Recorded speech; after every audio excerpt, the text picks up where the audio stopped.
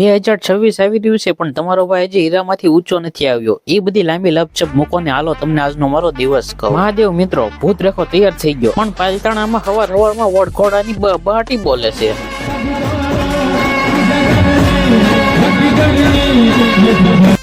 પછી આડે ગાડે રસ્તે પે થોડિયા કરીને કટોરા લઈને છોટી પડ્યો અને મિત્રો આજનો દિવસ કર્યો પૂરો.